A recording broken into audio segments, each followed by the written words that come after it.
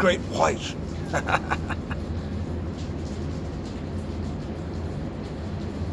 Kusha, you've got your hat.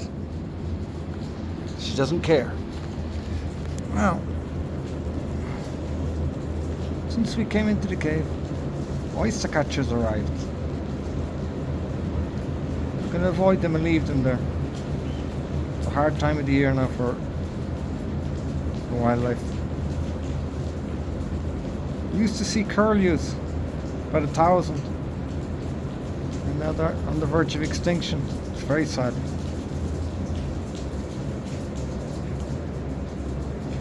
Seagulls.